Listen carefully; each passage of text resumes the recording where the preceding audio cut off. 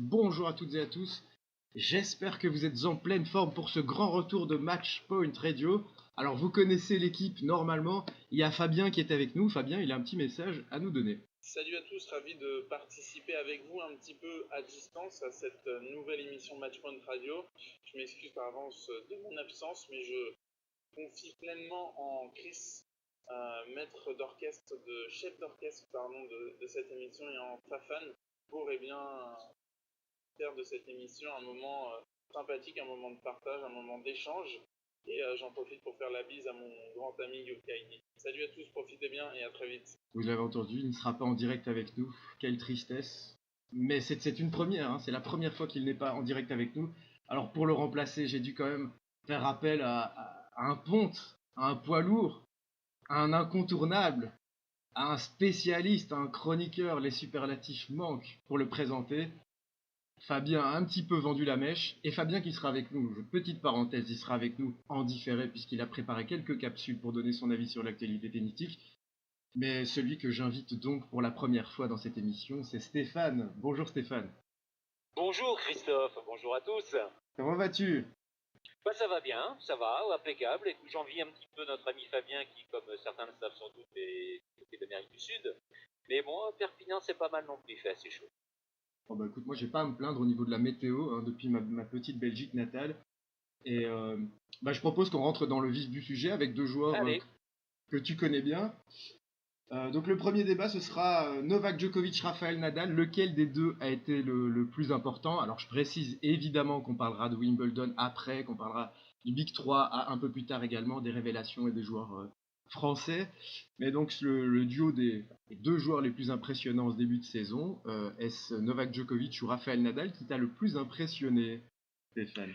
Je dirais presque, Christophe, ni l'un ni l'autre finalement, parce que ils ont remporté tous les deux le grand chelem sur lequel on les attendait, l'Open d'Australie qui est le jardin de Djokovic, Roland Garros bien sûr pour Nadal. Djoko a été en demi à Roland, Nadal a été en finale en Australie. Ils ont tous les deux remporté un Master 1000 sur terre d'ailleurs tous les deux. Enfin bon, Djoko c'était dans l'altitude à Madrid, donc rien de vraiment surprenant. Alors je ne vais pas dire que c'était un service minimum parce qu'il ne faut pas exagérer. Quand on gagne un grand chelem, c'est déjà un événement, même si ce sont des garçons qui en ont gagné beaucoup.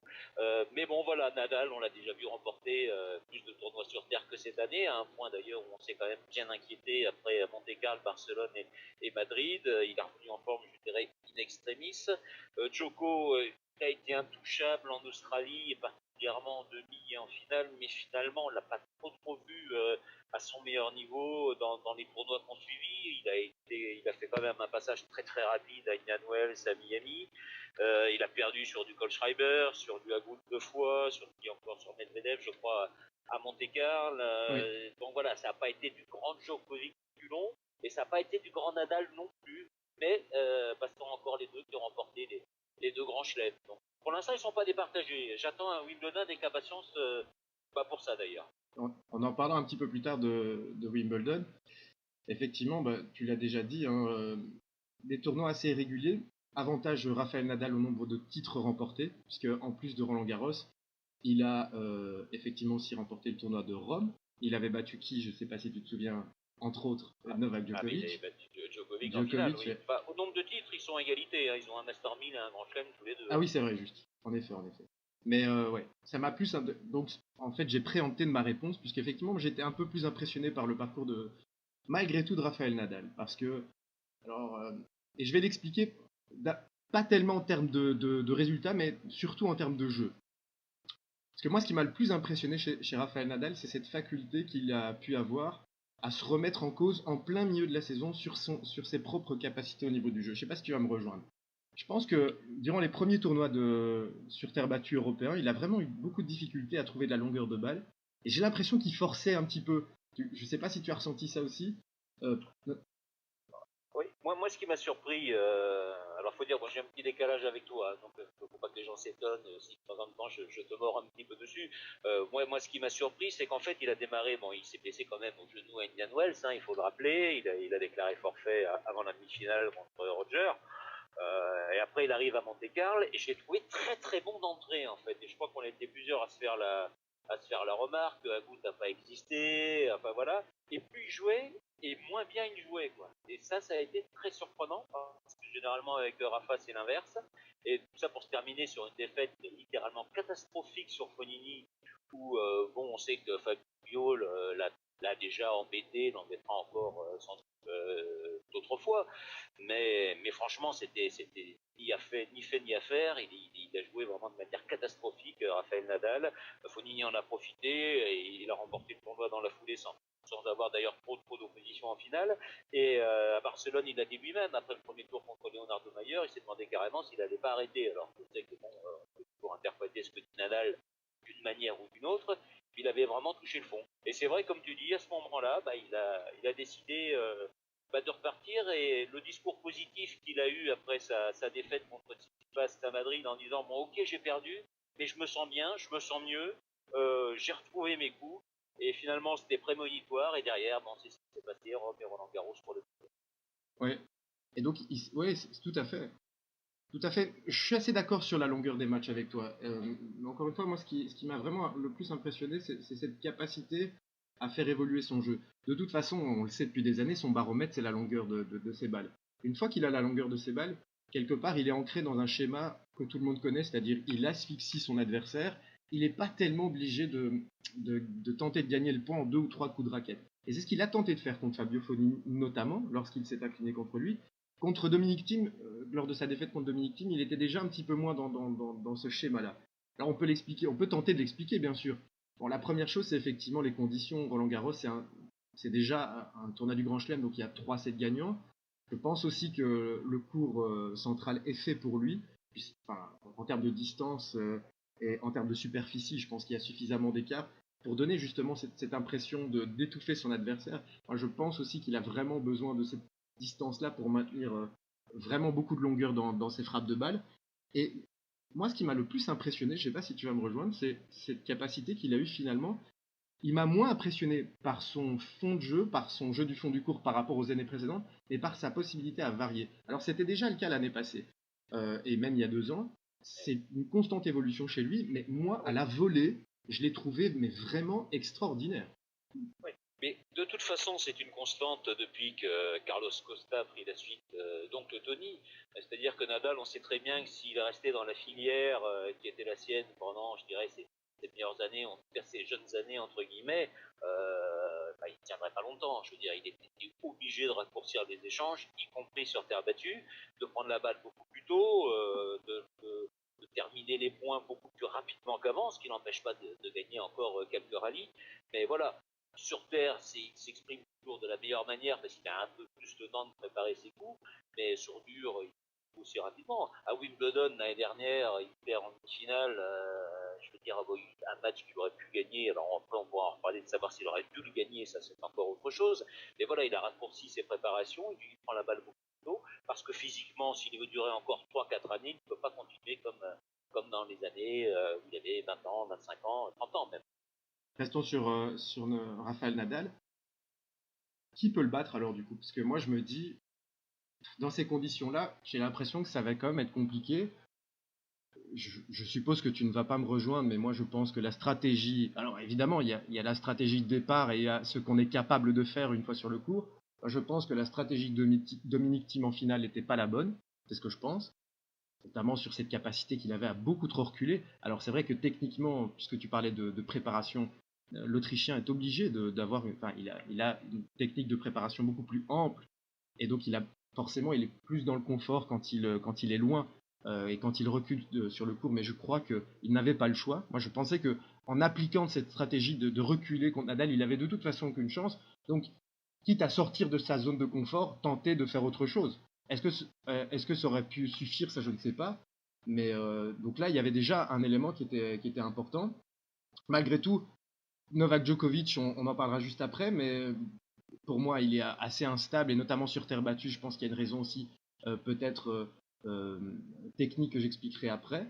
Et si c'était le toit l'année prochaine, l'apparition du toit qui allait changer la donne pour Rafael Nadal? Ça peut, après, c'est toujours pareil, il pourra jouer sous le toit en cas de pluie, et il pourra jouer sous le toit pour des night sessions. Alors est-ce qu'il, lui, On va lui imposer de jouer sous toit pour les Night Sessions à partir de 2021, parce qu'il faut dire qu'il va y avoir le toit l'année prochaine. Et les Night Sessions programmées, ça sera en 2021. Donc Nadal, ça m'étonnerait qu'il demande à jouer le soir sous toit. Après, s'il peut, voilà, il jouera sous toit comme tout le monde. Je pense que sur terre battue, voilà. De toute façon, Nadal, clairement, c'est quelqu'un qui ne gagne jamais à jouer sous toit. C'est pas un avantage pour lui. Même sur terre battue. Pardon ? Même sur terre battue. Oui, parce que si tu prends le match par exemple contre Federer où on se retrouve dans la tempête, dans la bourrasque, on peut quand même dire qu'il a finalement au bout du compte mieux maîtrisé que Federer. Et si tu fais le même match que toi, ça n'a plus rien à voir. Ça n'a plus rien à voir et je trouve que le tennis, et notamment les grands chelems sont un sport d'indoor. On doit faire avec le soleil, on doit faire avec le vent, on doit faire avec l'humidité, on doit faire, voilà. On joue tous au tennis, on a tous joué au tennis. 95% du temps, on joue dehors. Enfin, en tout cas, il y a beaucoup plus de cours extérieurs que de cours indoor en France. Et donc, pour moi, le tennis, c'est ça, quoi. Alors après, effectivement, les télés, on veut voir des matchs, on ne supporte pas qu'il y ait un jour de pluie où il n'y ait pas de match. Qu'il y ait un jour de pluie, on n'en est pas mort. Résultat, cette année, la finale a eu lieu en temps et en heure. Je veux dire, que demande le peuple. Mais voilà, bon, après, moi, sur qui peut battre Nadal à Roland-Garros, je ne sais pas. Je dirais que c'est lui-même qui peut se battre, finalement, parce que qui a été très important et on l'a pas assez souligné parce qu'on a mis ça sur le compte de la fatigue de Djokovic à Rome, mais c'est la victoire de Nadal sur Djoko en finale de Rome. Franchement, si ce match-là, il le perd et finalement perd le deuxième set alors qu'il n'y a rien qui le laisse prévoir, alors qu'il est en train de marcher dessus. Et il le perd tout seul. 0 au premier, voilà. Et si ce match-là, il le perd, je pense qu'on n'a pas du tout le même Roland Garros derrière, dans la tête.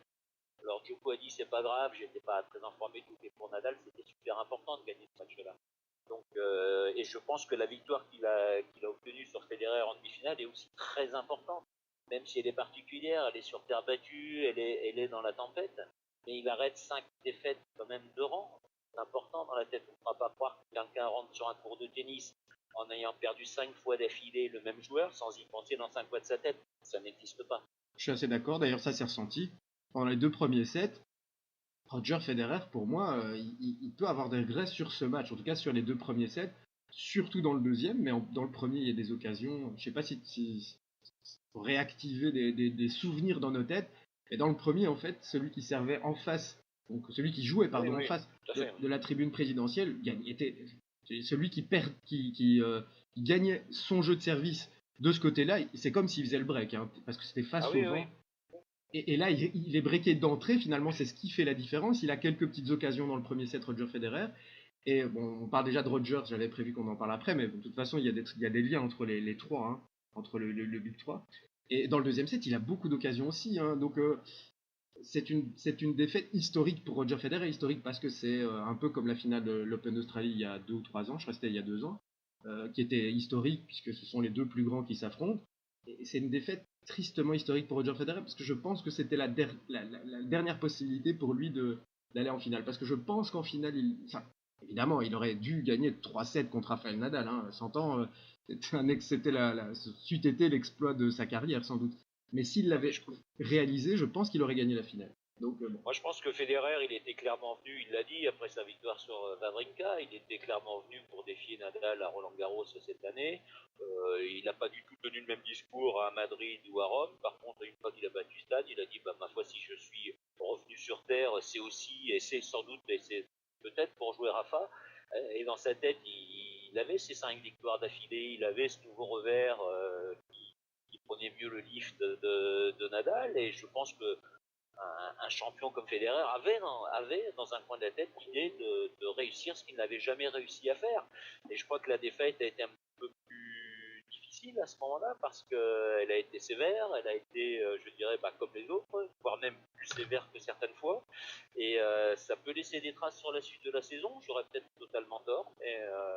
Mais après tout, Nadal a bien encaissé difficilement sa défaite à l'Open d'Australie alors qu'il pouvait gagner. Je pense que Federer, même si c'est cette année, bon que Nadal, à l'Open d'Australie, il pouvait gagner cette année. Non, c'est ce qui a été le début des 5 défaites. Hein, oui, d'accord. Il en prend 4 derrière. Je pense que les défaites d'Indian Wells et de Miami, elles tiennent beaucoup à la défaite de l'Open d'Australie. Donc on verra si cette victoire de Nadal à Roland Garros change quelque chose pour la suite de la saison, si tant est qu'il se rencontre, parce que finalement, il se rencontre très souvent dans les tournois et encore moins en Grand Chelem. C'est vrai. Non, c'est vrai. Mais je le note, comme ça j'oublie pas. Donc je le note parce que tout à l'heure on en parlera quand on parlera de Roger Federer et à mon avis ça risque d'être un petit peu passionnant. Donc pour rappel, chers amis auditeurs, je vois qu'il y a une réaction, n'hésitez pas à réagir. Hein, donc nous sommes avec Stéphane alias Fafan et donc moi évidemment le Belge, le relou. Nous sommes ensemble pour commenter l'actualité tennistique et on est en train de faire le bilan et marquions effectivement l'importance du duel entre Novak Djokovic et Rafael Nadal. Et on venait de terminer le chapitre sur Rafael Nadal. Peut-être un mot, Stéphane, par rapport à Rafael Nadal, puisque c'est à peu près l'esprit du commentaire de notre ami Fedfort. En tout cas, j'ai dit l'esprit du commentaire. Par rapport aux conditions et à l'organisation de Rafael Nadal, certains se sont un peu émus de la façon dont le tournoi de Roland-Garros avait décidé d'attribuer certains éléments et certains privilèges, dixit certains, donc en faveur de l'Espagnol. Qu'en penses-tu? Mais moi, en l'occurrence, je voudrais que tu précises ce que tu entends par privilège, en fait. Parce que, bon, il a démarré dans le bas de tableau, les autres dans le haut. Alors, à moins qu'on puisse prévoir la météo 15 jours à l'avance, en se disant qu'il va pleuvoir à 17h tel jour, je vois pas tellement quel est le privilège que les autres aient été embêtés parce que, effectivement, ils ont joué en deuxième match. Mais enfin, s'ils avaient joué en premier, alors qu'ils jouaient sur un jour de décalage par rapport à l'autre moitié du tableau, ça aurait été absurde aussi. Tout le monde savait que ça serait Federer-Nadal qui démarrait la journée. Mais On savait que pourquoi? ça serait limite. Mais pourquoi? Je vois pas trop le privilège en fait. Mais moi, je ne comprends pas. Moi, il y a quelque chose que je ne comprends pas, c'est pourquoi. Et d'ailleurs, c'est pour ça que je vais te demander toi. Pourquoi en premier match? Pourquoi les autres auraient commencé? Mais normalement, on met toujours en deuxième match de tous les grands chelems. On met toujours. C'est là où je te suis quand tu dis que. Moi, je pense, comme ça, c'est dit, mais tu le sais. Moi, je pense qu'il n'y a pas eu de favoritisme explicite de l'organisation. Mais effectivement, Roger Federer et Rafael Nadal, ce sont des joueurs qui effectivement ont quand même une aura supplémentaire par rapport à Dominic Thiem et même Novak Djokovic qui étaient les autres demi-finalistes. Et ce qui m'a étonné, attends Stéphane. On jouer Djokovic et Thiem avant Federer et Nadal, on aurait exactement le même raisonnement de l'autre côté. Donc on dirait toujours qu'il y en a des joueurs qui ont été désavantagés dans l'ordre de programmation à partir du moment Nadal, la partie de tableau de Nadal-Federer a toujours joué avant la veille de Djokovic et de Thiem. Je vois pas au niveau des demi-finales, c'est évident que c'est eux qui allaient commencer avant. Ouais, mais pour les télés, Federer-Nadal avec un horaire précis programmé à 14h, je crois, c'est naturellement beaucoup plus vendeur que de se demander à quelle heure ils vont commencer. C'est pas faux. C'est pas faux, mais c'est quelque chose qui n'est pas habituel. Là, peut-être que tu me rejoindras. C'est en général la deuxième demi-finale, c'est la demi-finale de choc. Je suis pas d'accord. Moi, personnellement, j'étais en 2013 à Roland-Garros. La première demi-finale, c'était Djokovic-Nadal. Ça a duré 5 heures. Ça a été extraordinaire. Voilà. Bon, c'est tout. Et derrière, je crois qu'on avait de Tsonga Ferrer. Voilà, c'était pas. On va pas me dire que c'était le choc quand même. Non. Donc voilà, non. c'est. Non, il y a pas. Je crois qu'il n'y a pas de règle. Il y a la règle de l'ordre du tableau. Après, peut-être qu'il peut rire de quelques exceptions, mais là-dessus, franchement, si c'est ça un privilège, voilà, c'est tout. Bon, après que les autres aient été, que Thiem ait peut-être été un petit peu plus fatigué, ouais, pourquoi pas, j'en sais rien, on pourra toujours le dire. Après, ça n'aurait sans doute rien changé. Nadal, on pourrait s'approcher à ça quand c'est la première. C'est sûr, oui. On n'a pas entendu, donc répète ta dernière phrase parce que je l'ai coupée. Non, je disais, si c'était la première victoire de Nadal, on pourrait peut-être accuser les circonstances. Quand c'est la deuxième, voilà. C'est vrai. Je crois que Thiem, il a joué 2 heures l'avant-veille, 2 heures la veille. C'est des mecs qui jouent ça dans n'importe quel Master 1000 avant. Donc bon, voilà, je sais pas. Quand Tsitsipas est arrivé en finale à Madrid sur Djokovic en ayant joué 2 fois 3-7 auparavant sur Federer et Nadal, je pense pas qu'on ait entendu grand monde hurler au scandale, alors qu'il était certainement beaucoup plus fatigué que Thiem ne l'était à Roland-Garros. C'est certain. On ne se rejoindra pas sur le fond totalement. Moi, je pense qu'il y a. Non, mais ce que je veux dire, c'est qu'un jour, ça sert à quelqu'un. Là, ça a servi à Djokovic à Madrid. Là, peut-être ça a plus servi à Nadal. Bon, effectivement. Les conditions, voilà. Mais Roger Federer a bénéficié pour moi aussi, je l'ai déjà dit aussi, de conditions favorables dans d'autres tournois du Grand Chelem. Je pense que implicitement, l'organisateur, et c'est logique, a tendance même inconsciemment à favoriser dans le genre de... Mais ce que je veux dire, c'est que quand on dit qu'on organise des conditions favorables, c'est quand elles sont organisées. Non, ça non. Quand c'est de la flotte qui tombe, à un moment, il faut faire avec. Voilà. Par contre, quand on met un toit le lendemain à Wimbledon alors qu'il fait beau, là, franchement, ouais, ce sont des conditions beaucoup plus organisées, beaucoup plus scandaleuses, à mon sens. On en parlera tout à l'heure. Juste par rapport... Non, je sais pas, on en reparlera, parce que je crois qu'on a déjà tout dit. On a dit beaucoup de choses, effectivement, sur... mais non, mais on parlera de Wimbledon, hein, donc on fera peut-être une petite une rétro. Alors, par rapport à Novak Djokovic, un petit mot aussi d'un point de vue technique. Moi, ce qui m'a le plus impressionné chez lui, à Melbourne, c'est cette capacité à trouver des zones sécurisées. Moi, je trouve que le meilleur Djokovic, contrairement à ce que certains disent, c'est pas le Djokovic qui trouve le plus de longueur. Effectivement, il y a de ça dans son jeu et qui arrive un peu comme une araignée comme ça à tisser sa toile. Moi, ce qui m'impressionne toujours chez lui quand il est en confiance, c'est vraiment frappant. Je sais pas ce que tu vas en penser. Cette capacité qu'il a de trouver des zones beaucoup plus sécurisées. Alors de temps en temps, effectivement, il joue des lignes, il trouve des angles improbables. Mais ça, j'avais retrouvé cette énergie-là chez lui, et il la perd systématiquement sur terre battue, parce que je pense qu'inconsciemment, il se dit qu'il va affronter Rafael Nadal, et qu'il ne peut pas se permettre de trouver autant de zones, et donc il est obligé de sortir justement de sa zone de confort, il est obligé d'un petit peu plus forcer, et donc là, il est un petit peu pénalisé sur terre battue. J'ajoute quand même, moi ce qui m'a le plus marqué, dans sa défaite contre Nadal, donc Novak Djokovic à Rome, au niveau du jeu technique, au niveau de la main, en Belgique on dit la main, je crois qu'en France ça se dit aussi, et les smatchs, les amortis, mais c'était une catastrophe, je sais pas ce que tu en as pensé. Ouais, en fait, c'est-à-dire, effectivement, je pense qu'il était, pour le coup, il était fatigué, ce qui est une nouveauté d'ailleurs, un peu chez Djokovic, parce que c'était quand même pas trop le style, depuis quand même maintenant 7, 8, 9 ans, c'était pas trop le style à perdre des matchs physiques, et bon, finalement, là, on sent qu'il commence quand même aussi à encaisser quand il a un match compliqué la veille.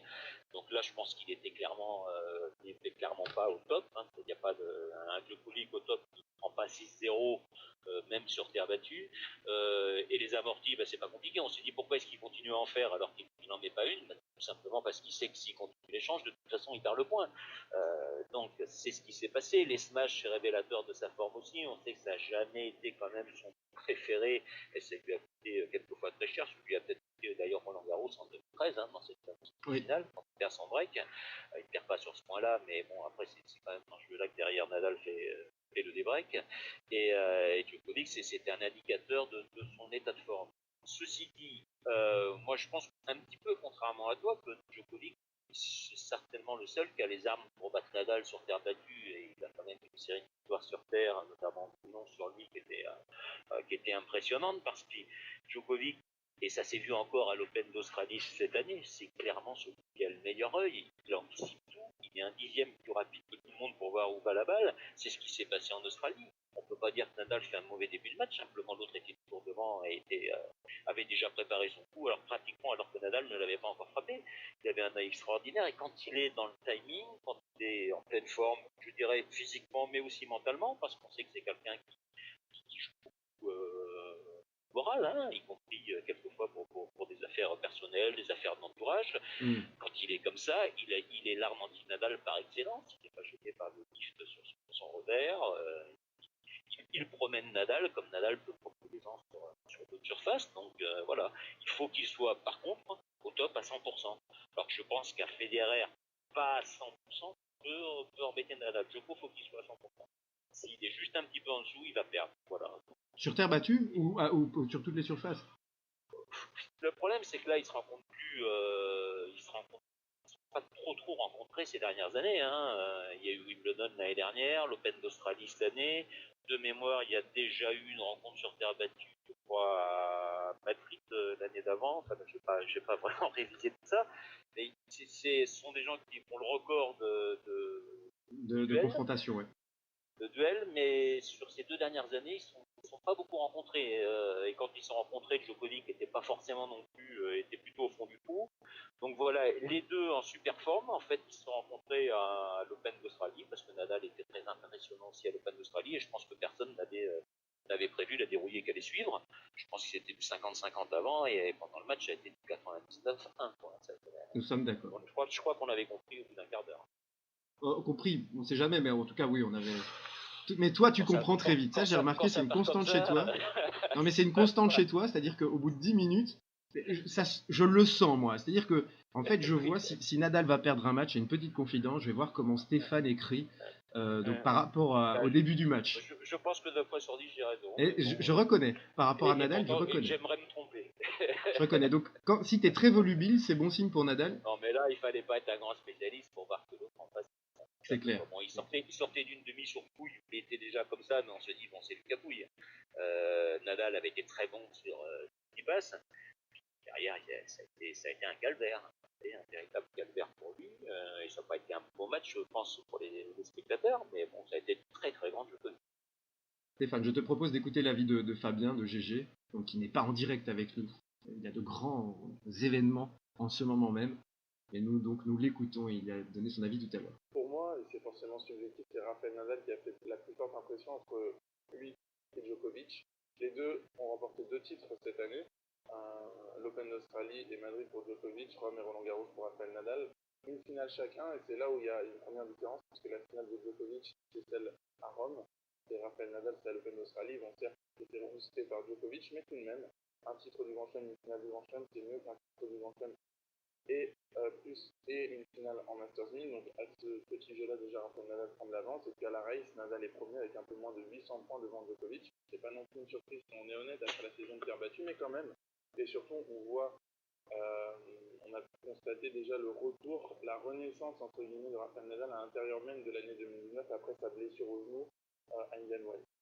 Oui, c'est intéressant comme point de vue. Il a repris, finalement, on est globalement assez d'accord. Il est peut-être plus d'accord avec moi, puisque toi, tu trouvais que les deux t'avaient impressionné, mais effectivement, il a été plus impressionné, semble-t-il, par Rafael Nadal. D'un point de vue intéressant, le point de vue statistique aussi, pour comparer, c'est toujours ça qui est intéressant. Par rapport à la blessure, peut-être un mot, les blessures de Rafael Nadal, c'est assez fréquent, donc je ne sais pas s'il faut s'en émouvoir. Je crois que clairement, il va falloir qu'il fasse comme Federer, comme Roger l'a fait pour d'autres raisons. Aussi. Il va falloir qu'il allège vraiment son programme sur dur. Il y aura des impasses à faire. Je pense que dans l'avenir, c'est pas vraiment indispensable d'aller faire Indian Wells et Miami. Ça ne sert pas à grand chose. C'est pas là maintenant qu'il doit faire sa carrière s'il veut durer encore, comme il le dit, 3 ou 4 ans. Voilà, faudra alléger. Je sais, en deuxième partie de saison, après l'US Open, il veut toujours jouer. On sait que c'est pas sa meilleure, de toute façon, c'est pas sa meilleure période, avec notamment pas mal d'histoires. Et je crois qu'il a tout dit aussi, parce que bon, il finit toujours par revenir, puis un jour il reviendra plus du tout, quoi. Et je pense que lui-même a été relativement inquiet après Indian Wells. On sentait un découragement dans ses interviews qu'on sent pas d'habitude. Il est plutôt l'ordre de bois, où il va plutôt dire ça va bien, etc. Et là, il disait que ça allait pas du tout, et que voilà, il a eu un gros coup au moral, parce que je pense, et ça c'est valable pour tous les joueurs, on ne s'imagine pas les efforts qu'il faut, non seulement pour revenir, pour simplement jouer au tennis, mais pour ces gars-là, pour revenir au top niveau, parce qu'il est bien évident que des Federer, des Djokovic, des Nadal, ça ne joue pas pour gagner les 150 là. C'est vraiment revenir au plus haut niveau, et à chaque fois, naturellement, c'est l'âge en force ouverte. Enfin, c'est plus en dur. Clairement. On a déjà donc parlé des 2 meilleurs joueurs du monde actuellement. On parlera de Roger Federer tout à l'heure, mais on va un petit peu élargir l'horizon tennistique, car malgré tout, il y a d'autres joueurs, puis il y a d'autres joueuses, on en parlera tout à l'heure aussi. Il y a d'autres joueurs. Quelle est pour toi la révélation de la saison? Juste avant un petit commentaire, donc que je vous dis que je relais vos commentaires. Donc Fedfort qui nous dit les duels Nadal-Djokovic dépendent surtout de la forme de Djoko. Moi je pense, tu as déjà donné ton avis tout à l'heure, moi je pense que ça dépend surtout de la surface, du terrain. Voilà.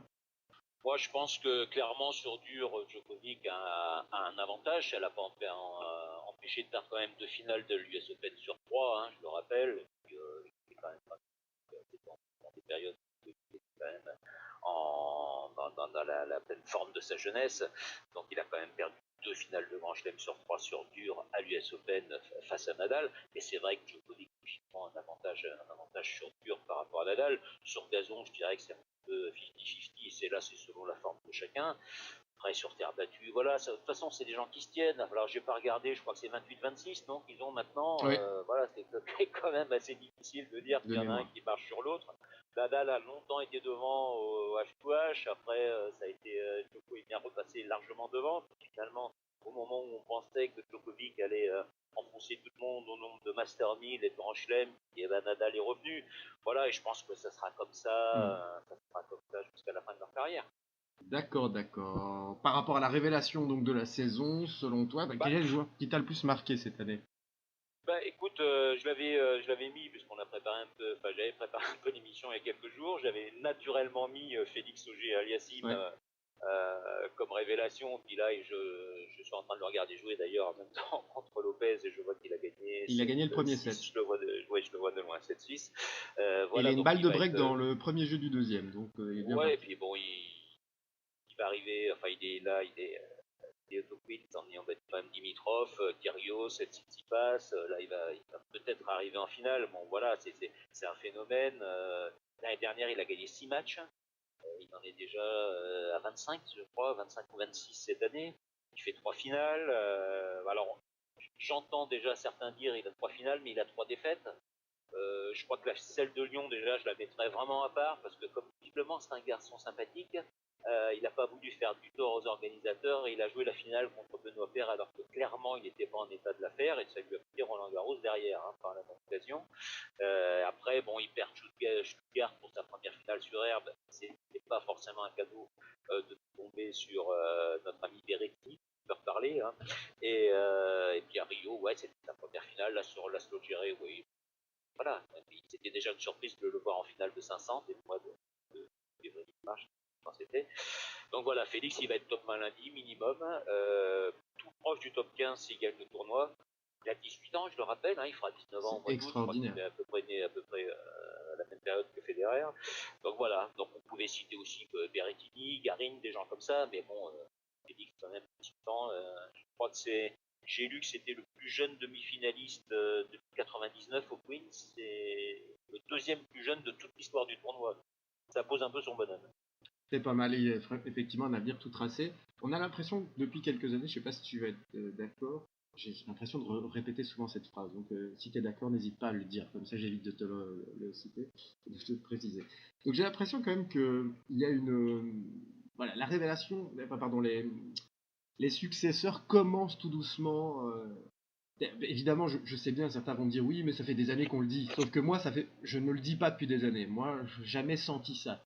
J'ai l'impression que ça se rapproche de plus en plus. Évidemment, c'est aussi mathématique et arithmétique, puisque les trois champions, les trois légendes commencent un petit peu à être un petit peu plus âgés, donc c'est logique.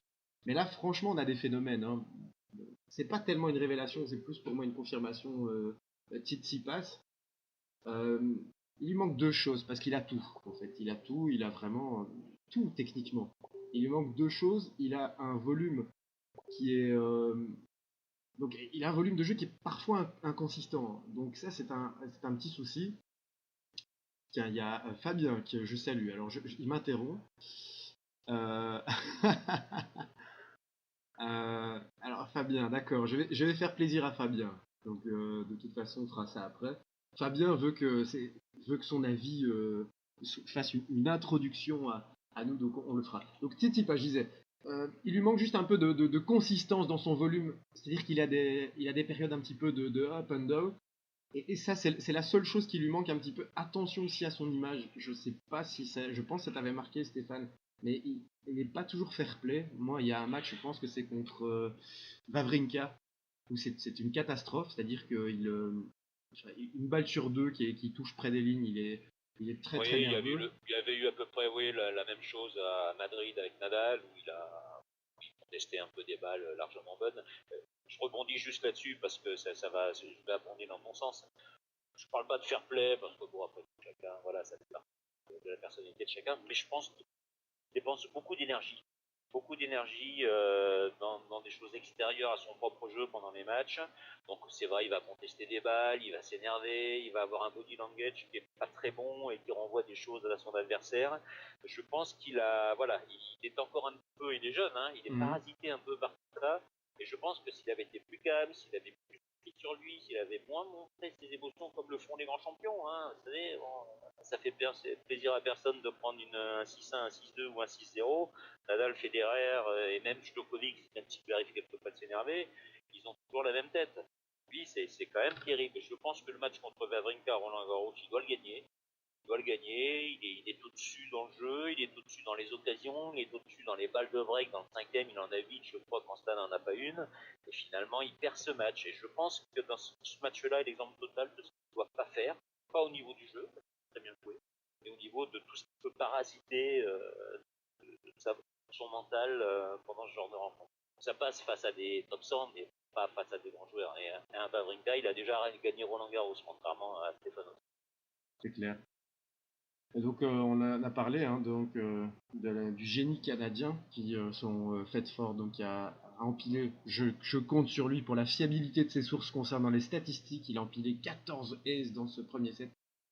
C'est donc selon Fedford ce qui impressionne le plus la pépite canadienne, donc c'est-à-dire son niveau sur le gazon depuis 2 semaines. Et c'est vrai que vraiment, s'il commence en plus à empiler les aces, à devenir vraiment un joueur un peu puncher du fond du court, lui qui est un joueur, moi je trouve très très complet, très fluide. J'aime beaucoup donc sa capacité aussi comment je vais dire, à improviser. Ça c'est très rare. C'est une qualité très très rare. Et donc voilà. Tu en as parlé aussi. Et donc l'italien, juste un petit mot pour rebondir aussi pour Berrettini que j'ai vu tout à l'heure, qui est vraiment, c'est la deuxième fois que je le voyais. C'est peu, mais c'est assez pour se fixer un jugement. Il est assez impressionnant. Il est vraiment très très costaud, multi-surface, hein, puisqu'il a fait de très bons résultats sur terre battue et ici sur gazon. Et il avait battu, je crois, Zverev à Rome, hein, si ma mémoire est bonne. Pas encore de résultats notables en Grand Chelem, mais moi, dans le jeu, il est vraiment très très impressionnant, un service très puissant. C'est un ovni, parce que bon, il a 23 ans, il a quoi? Il a 2 saisons derrière lui, hein, c'est un tout jeune joueur à ce niveau-là, au niveau professionnel, au niveau vraiment de contre les meilleurs, il progresse en permanence. Alors c'est vrai que, bon, son gabarit, sa puissance, son service sur gazon, c'est sûr que ça peut faire des ravages, mais il n'a pas que gagné sur gazon, et c'est le prototype du joueur moderne finalement. Faire attention aussi, je l'ai vu dans cette demi-finale tout à l'heure qui pouvait remporter. David Goffin l'a bien manœuvré. Premier set au tie-break, je pense que l'Italien ne doit pas le perdre. Après, ça détermine un petit peu le deuxième. Ouais. Et puis bon, il a beaucoup joué. Hein. Il sort d'une victoire à Stuttgart. Il enchaîne derrière avec une demi-finale. Bon, voilà, c'est peut-être un mal pour un bien d'avoir perdu ce match. Ah ouais. Ça joue à rien. Goffin fait un tie-break énorme. Hein. Mais on peut saluer le retour de Goffin. Hein. Première finale depuis 1 an et demi. Le retour de service surtout. Il est revenu. Depuis la balle dans l'œil à Rotterdam. C'est vrai, la bâche à Roland-Garros aussi. Hein. Ça faisait 1 an et demi, 2 ans qu'il galérait. Il est revenu. Donc voilà, attention, Berrettini aussi, j'ai remarqué pour sa taille, ce qui est impressionnant, c'est qu'il se déplace quand même franchement assez vite. Il a juste un tout petit souci, j'ai remarqué, c'est par rapport aux appuis ouverts en bout de course. Évidemment, c'est un problème assez commun que nous connaissons tous, mais chez les joueurs pros et chez les grands joueurs pros, c'est une qualité en général qu'ils ont tous. Il a un petit peu de mal là-dessus, notamment quand il doit fixer ses appuis ouverts pour frapper une balle en passing. Il en a pas mis une dedans, sinon vraiment il a tous les coups du tennis. Ouais. Mais c'est comme je le disais, hein, c'est le prototype des joueurs modernes. C'est-à-dire que les gars maintenant d'1m95 se déplacent comme ceux d'1m85 dans le temps. Hein, voilà. Et donc ça fait mal. Donc, on ne peut que féliciter des joueurs d'1m80 comme David Goffin de résister à l'ouragan et de prendre ce match de temps en temps. Ou Gilles Simon qui a gagné tout à l'heure aussi, même s'il est un peu plus grand que David Goffin, je crois, mais il est assez svelte et assez frêle. Quelles sont les surprises de notre Faboudet? Vous allez découvrir tout de suite. Ce début de saison, pour moi, c'est celui de Yacine, forcément. C'est le même de précocité, pas encore plus avant, déjà pas du top 20, 11e à la règle. Pour la finale cette année, un petit sombre au tableau, c'est peut-être qu'il n'est pas réussi à gagner une de ces 3 finales face à ses adversaires sur le papier étaient à sa portée. Première demi-finale en Masters 1000, un premier succès contre un top 10. Ce qui est drôle, c'est qu'on peut constater qu'on peut être aux portes du top 20 sans avoir gagné un seul match en Grand Chelem en carrière. 2 autres belles surprises, en tout cas belles progressions surtout. On va l'écouter après, mais ça c'est une statistique intéressante. Il en fin d'année, c'est dans mes 4e, il a clairement franchi un palier avec la première victoire en Masters 1000, sa deuxième finale de 600 Grand Chelem en 2 années, sa collaboration avec Mas également, on voit clairement qu'il a gagné une petite place. tombeur de Federer à Melbourne, tombeur de Nadal à Madrid, c'est un tombeur de tête, et lui aussi a franchi clairement un palier. Très très bien. Merci Fabien pour cette précision. On va parler des déceptions et on va voir ce qu'en dit justement Fabien à propos des déceptions. Il me fallait retenir une seule déception, au-delà des cas Dimitrov, Silic et Del Potro, même si Del Potro c'est toute la déception de le voir encore blessé, ce serait Alexander Zverev. Clairement, il a du mal à franchir un palier. On l'a vu cette saison avec une tournée sur dur américaine catastrophique avec des défaites sur Struff et Ferrer. Il ne monte clairement pas en puissance et on le voit en Grand Chelem où il a toujours été son faible depuis son accession au plus haut niveau. À l'Open d'Australie, il a perdu des huitièmes de finale contre Raonic. Il doit pouvoir le battre désormais. À Roland Garros, il perd sur Djokovic. Toujours pas de dernier carré en Grand Chelem. Clairement, l'Allemand ne monte pas en puissance, ne franchit pas des paliers et ça en devient presque préoccupant. Mais on sait sur la sphère privée, il a vécu récemment des moments compliqués, ce qui a peut-être pu compliquer justement cette progression. Qu'en penses-tu, Fabien? Quelle est ta déception Toulouse de l'année? Enfin, de la début de saison plutôt. Hein. Stéphane, pardon. Ah, pardon, oui, mais moi, je dis Fabien, je réponds oui, pas. non, mais c'est un réflexe. C'est un réflexe. Je n'ai fait des émissions radio qu'avec lui. Excuse-moi. Ouais. Je me disais que ça allait arriver. Oui, Zverev, bien sûr, hein, c'est comme Félix, ça s'imposait aussi parce que c'est quelqu'un qui reste quand même sur une victoire au Masters. Il bat Federer en demi, il bat Djokovic en finale. Ça a conclué une année un petit peu déjà de up and down, hein, mais bon, quand même, ça posait son bonhomme. Et puis finalement, c'est n'importe quoi depuis le début de l'année. Et la déception d'autant plus grande, c'est qu'on avait mis beaucoup d'espoir dans son association avec Ivan Lendl. On sait ce que Lendl a réussi avec Murray, mais là, j'ai l'impression que c'est carrément une erreur de casting. Je pense que Lendl, c'était pas celui qu'il fallait pour Zverev. Je le trouve un petit peu robotisé, Alex. Je le trouve moins brillant, plus court que ce qu'il était, parce qu'on parlait de la taille, mais pour un mec de quoi, d'un mètre 98, je crois, 2 mètres, lui aussi, il se déplaçait remarquablement. Il avait vraiment tout pour lui. Je pense qu'il régresse. Je pense que Lendl l'enferme dans un schéma tactique et dans une préparation physique qui ne doit pas lui convenir. En plus, ces derniers temps, on l'a vu au mois d'avril, mars-avril, Lendl n'était même pas sur les tournois. Donc, je ne sais pas. Je pense que, alors, je ne vais pas mettre tout ça sur ce compte-là, mais si je dois essayer de trouver une raison, alors que c'est quelqu'un qui a toujours progressé depuis qu'il est arrivé sur le circuit, jeune, il est toujours jeune bien sûr, mais enfin d'année en année il progressait, je pense que là ça a été un petit coup d'arrêt, et là il a déjà 13 défaites quand même cette année, il a juste un petit titre à Genève, enfin c'est rien quoi, hein.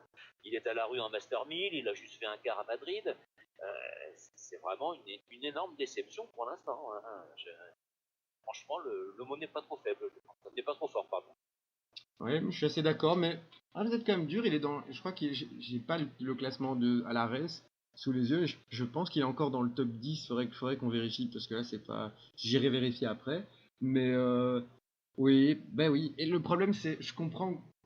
Moi je l'ai pas choisi lui, mais je comprends vos deux points de vue qui se rejoignent et qui convergent. Mais en effet, ce qui est toujours frappant chez lui, c'est cette incapacité. Moi je pense que c'est lié du coup tout simplement à une abstraction mentale. Je pense qu'il craque, comme on dit chez nous. Alors Zverev, je t'interromps, il est 8ème à la race. 8ème, j'avais dit 9ème, tu vois, donc voilà. Mais c'est dû aussi au fait qu'il y a personne derrière. Hein. Je sais pas si on le dira à un moment, mais il faut dire que le top 10, il y en a qui gardent leur place dedans sans faire grand chose, et c'est son cas quand même. Oui, non, c'est vrai.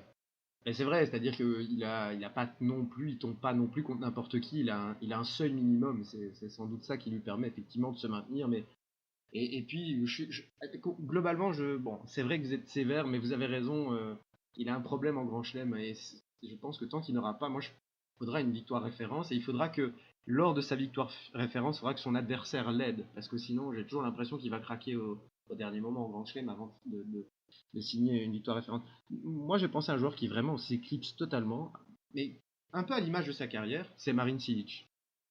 Et qui a effectivement brillé à l'Open d'Australie en 8ème de finale, et qui depuis, mais c'est assez dingue chez lui, est-ce que c'est... Alors je me dis, j'ai une analyse, mais je me dis, est-ce qu'elle est peut-être pas un peu bateau? C'est peut-être aussi un peu lié à son jeu qui est extrêmement à plat. C'est la caricature des frappes à plat, un peu à la Berdych d'ailleurs, qui est aussi d'ailleurs à des moments un peu d'irrégularité comme ça. Mais c'est assez frappant. Bon, après, il y a eu les bobos physiques aussi. Hein, ça, je dis pas. Il y a eu un forfait, je pense, à Miami, si je dis pas de bêtises.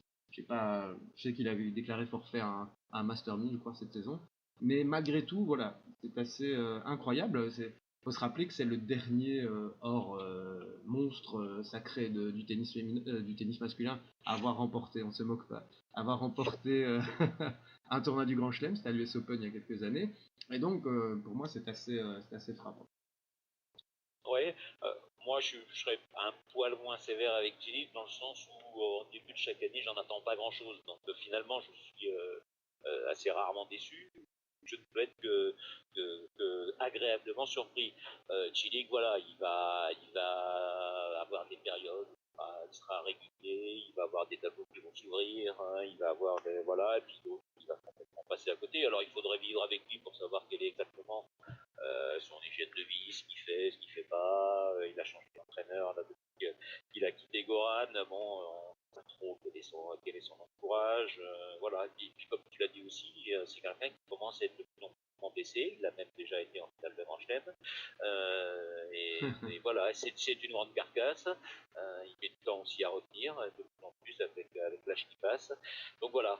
Moi, je le classerais pas dans une déception. C'est quelqu'un qui peut complètement surprendre à un moment ou un autre de la saison, mais moi, c'est quelqu'un clairement que je vois pas dans le top 5. Donc bon, autant j'attendais des choses de Zverev, autant de Chilic, j'attends pas grand chose. C'est un gars sympathique qui va peut-être me faire mentir en arrivant en finale de Wimbledon dans 3 semaines. Hein. C'est jamais. Espérons qu'il ne se blesse pas, mais il me semble qu'il n'avait pas abandonné durant sa match. Enfin, bon. Non, mais quand je dis que voilà, c'est effectivement quelqu'un qui est sujet aux blessures, Non, c'était et puis taquin, c'était quelquefois taquin. aussi aux blessures mentales. Hein. Ouais. Il a pleuré sur sa chaise. Et bon, voilà, c'est quelqu'un qui est un petit peu plus fragile qu'on pourrait le penser quand on le voit. D'ailleurs, blessé en finale cette année en Master 1000, ça me fait penser à un joueur. Mais c'est pas le sujet. Parce que là, je te lance. Si je te lance là-dessus, ça va faire des étincelles. Alors, on va parler des Français, puisqu'on a parlé des révélations et des déceptions de la saison, des joueurs français, et on attend l'avis de Fabien. Je crois que Fabien veut insister sur une génération de joueurs français. Fabien, nous t'écoutons. Moi, ce que je voudrais clairement signaler dans le plan français, c'est la présence d'un début de relève, en tout cas des jeunes joueurs français qui ont pris place dans le top 100 au classement. Cette année et déjà également en fin de saison dernière, je vois Corentin Montet, 20 ans, qui vient pris place dans le top 100 récemment, qui est 60e à la race. Hugo Humbert, qui est 70e à la race. Les deux ont 20 ans et bien, représentent la relève française. On a aussi Grégoire Barak, 86e à la race, et Hoang, 101e, bon, avec sa belle performance en Garros. Enfin, voilà, on a quand même des nouvelles têtes françaises qui commencent à pointer le bout de leur nez. Alors bien sûr, on ne sent pas qu'on va avoir un nouveau Federer, un nouveau Djokovic dans ces joueurs-là, mais on sent des joueurs capables de progresser et pourquoi pas bien de s'imiter bien plus haut dans le classement à l'avenir. Très bien. La note donc évidemment, la saison n'est pas terminée, hein, Stéphane, mais si à mi-saison, à une semaine grosso modo de Wimbledon, si tu devais noter sur 10 les joueurs français, quelle note leur accorderais-tu? C'est un petit peu compliqué parce que les joueurs français, c'est quand même une grosse entité. Hein. Moi, je dirais la moyenne. Je donnerais la moyenne, je dirais 5 sur 10. Ouais. On va avoir lundi 6 Français dans le top 40 quand même. Je crois que le deuxième pays derrière on a que 3. Mais on n'a pas de top 10, on a un seul top 20 qui est également fils. Donc voilà, il y a la densité toujours. Là, il n'y a pas de super champion. Et de temps en temps, après 20-30 ans de densité, on aimerait avoir un super crack. On aimerait voir du Grand Chelem gagner. On aimerait revoir des finales de Grand Chelem. On a eu des Français en finale de Grand Chelem ces dernières années, enfin ces 20 dernières années. Et puis finalement, bon, bah, là, on se rend compte que c'est de plus en plus dur. Fabien l'a dit, hein, on est avec une génération qui est vieillissante, mais finalement, on voit que Simon va se retrouver en finale d'un 500 à nouveau. Mon fils a gagné Rotterdam cette année, même si c'était pas le gros plateau qui est connu Rotterdam. Tsonga a gagné Montpellier, mais après il a eu soucis, il a du mal à un petit peu revenir, il se refait un peu la cerise sur le gazon parce que les échanges sont plus courts, il a un gros service et il y a moins de dépenses, mais on sent que c'est, Terriccio est aussi sur la pente descendante. PR a gagné finalement, PR a été meilleur français ou presque, il a gagné à Lyon, il a gagné à Marrakech, il fait un bon Roland Garros. Voilà, c'est cette génération-là, parce que PR est déjà relativement âgé, je pense qu'il a 29 ans, pas loin. Après, bon, comme je disais, alors oui, pardon, ma tête de turc préférée, Monsieur Lucas Pouille. Oui, quand même, demi-finaliste. Monsieur Lucas Pouille arrive quand même au mois de juillet avec 10 victoires. Oui, mais lesquelles? En 6 mois. Oui, mais d'accord. Mais est-ce que 10 c'est pas... victoires en 6 Oui, mois, c'est indigne. C'est indigne. Je ne sais même pas comment il est encore dans les 30 premiers. Bon, c'est plus clair, mais bon, voilà, 10 victoires. Dont 5 à l'Open d'Australie. ah, mais quand même, c'est ce que j'allais te dire. Il a gagné 5 matchs en dehors de l'Open d'Australie. Non, mais c'est quand même à la limite. Mais moi, je vais te poser une question peut-être un peu sarcastique, mais je me demande si lui, si tu lui demandes est-ce que tu préfères avoir 30 victoires et pas passer un huitième de finale en Grand Chelem ou avoir 10 victoires et aller en demi à Melbourne. Ah oui, mais s'il continue sur ce rythme-là, il aura plus l'occasion d'aller en demi à Melbourne parce qu'il sera plus qualifié du tout pour faire les grands chelems. Donc il va falloir qu'il gagne des matchs quand même de temps en temps, Pouille. Moi, je me suis mis à la place de Manu Planck lors de l'Open d'Australie, avec quand même un gars qui l'a monté dans le top 10, qui n'a pas gagné un match d'ailleurs de mémoire à l'Open Cup, qui arrive à l'Open d'Australie, peut sortir d'ailleurs au 5e set, je crois, au 2e ou 3e tour, qui a un tableau plutôt sympa, parce que finalement il joue Boric, qui ne touche pas une balle à ce moment-là, Raonic qui revient d'une énième blessure, et il prend sa dérouillée face à Djokovic. Mais bon, ça fait des gros points, c'est lui assure de continuer derrière, et derrière il gagne plus rien, quoi. Donc c'est très très surprenant. C'était quelqu'un qui est monté qui est par palier, qu'on voyait atteindre le top 10 et s'y maintenir sans trop de soucis, et qui finalement, alors après, a semblé reconnaître qu'il n'allait pas toujours s'entraîner quand il fallait, qu'il sortait de temps en temps le soir quand il fallait pas. Mauresmo il arrive en demi-finale, et le pauvre Planck, il a dû prendre ça quand même dans la tête, quoi. On se rend compte que derrière, Mauresmo ou pas Mauresmo, le coup, il n'a pas gagné un match. Donc c'était lui qui était quand même désigné le seul pour faire la transition. C'est là où il veut en venir entre les mousquetaires, entre les Gasquet, dont on n'a pas parlé, mais enfin, il revient de blessure. Une énième blessure. C'était Pouille qui faisait la transition entre cette génération, puis celle dont parlait Fabien derrière, les Moutet, les Humbert, les Wang, les Betchetrit. Moi, c'est un joueur qui m'a beaucoup intéressé dans les qualifs à Roland Garros et même sur son premier tour face à Nori. C'est aussi quelqu'un qui a un moderne un peu, 1m93 aussi, Betchetrit, donc à suivre. Et Pouille en ce moment, il n'y arrive plus. Donc je ne sais pas. Moi, je me souviens de lui quand il bat un fantôme en d'élite, Darcis qui joue avec un seul bras. T'as l'impression qu'il avait gagné un grand chelem, il se roulait par terre alors qu'il avait branlé total. Darcis qui était blessé. Ça envoyait pas des bons signaux quand même déjà. Qui était blessé, Steve, le pauvre. Oui, c'est ce que je dis. Oui, il jouait un manchot, quoi. Ah ouais, d'ailleurs, il s'en est pas remis. C'est vrai que ça m'a fait de la peine. C'est un type que j'aime bien, donc. C'était un peu triste pour Steve Darcis, parce que je pense que c'est l'apogée de sa carrière qui se termine de triste manière. Oui, Lucas Pouille, effectivement, il y a ce côté. Mais malgré tout, cette saison, ce qui était terrible, c'est qu'au mois de janvier, on savait que de toute façon, il allait faire mieux que l'année passée. Donc là, voilà, ou il y a 2 ans, je sais plus c'est quand qu'il a eu l'année blanche comme ça. C'était il y a 2 ans ou l'année passée? J'ai un trou de mémoire. L'année blanche, c'est-à-dire sans rien. Oui, il perdait tous les matchs. Oui. C'était la saison passée, hein. Oui, c'était la saison passée. C'est bien pour ça qu'il a changé d'entraîneur. Oui, ça y est. Non, mais j'ai eu un moment d'absence. Je sais pas pourquoi j'ai douté. Non, parce qu'en début d'année, il a gagné de mémoire Wigan Marseille et puis en finale à Dubaï ou l'inverse. Oui, c'est ça. Il fait un bon début de saison, puis c'est cool. La carrière de Pouille Parker, mais bon, il a marqué des gros points et ça lui a permis de se maintenir un peu comme avec l'Open d'Australie un peu cette année. Mais après, quand on perd au premier tour en permanence, premier ou deuxième, pour quelqu'un de ce niveau-là ou prétendument de ce niveau-là, vraiment une cloche. Donc, si ça marche plus avec Planck et que ça marche pas non plus avec Mauresmo, parce que c'est pas quand on prend quelqu'un pendant un mois qu'on fait arriver en demi-finale de Grand Chelem. Je pense que c'est le travail qui a été fourni avant. Je pense que c'est du côté du joueur qu'il faut se retourner. Alors, je vais pas l'enfoncer pour dire de l'enfoncer. Peut-être qu'on l'a trop survendu en France. Peut-être que c'est pas à son niveau le top 10. Il faut avoir aussi le courage de le dire. C'est pas parce qu'on bat un Nadal à l'US Open qui n'est pas le grand Nadal, mais finalement on a dit bon, c'est peut-être le joueur que la France attendait. Vraiment, c'est pas lui, quoi. Oui, il faut pas l'enterrer, hein. Il est capable, comme moi je trouve Non, que j'en tiens dans un pas. bon jour. Il est jeune encore, hein. Il est jeune encore. Oui, non, mais dans un bon jour, il peut taper tout le monde, hein. Dans un très, quand il- dans Je un sais très pas bon. s'il peut taper tout le monde. Hmm. Je sais pas. Moi je trouve qu'il a vraiment, il a tout quoi. Que dans un bon jour, il a déjà son service dans un bon, quand il est dans un très bon jour. Moi j'ai vu au niveau du service, c'est une machine, mais c'est vraiment une machine de guerre. Top 5 mondial au niveau des services. Non, c'est vraiment dans un bon jour, il peut aller très loin. Mais effectivement, il y a cette, je sais pas, c'est lié à quoi. Parce que c'est pas technique, tu vois. Parce qu'il y a des joueurs qui, dans un match, ont toujours des petits moments de flottement. On en parlait, moi, Tsitsipas me fait un peu penser à ça. Il a des petits moments de. Voilà. Et donc là, on peut être assez inquiet par rapport à ça parce que c'est difficile à corriger. Mais moi, j'ai déjà vu des matchs de pouille où, dans tout le match, il dérouillait complètement son adversaire. Et puis le match d'après, donc tu vois, c'est pas au sein même d'un match. Enfin, de toute façon, on aura l'occasion d'en reparler. Je précise d'ailleurs qu'on fera une émission à la fin de Wimbledon, donc c'est à peu près dans 3 semaines. On n'a pas encore la date, on essaiera de se voir pour essayer de parler. On arrive Mon tournoi bientôt. préféré. On va justement en parler dans quelques secondes. Alors, un petit mot sur.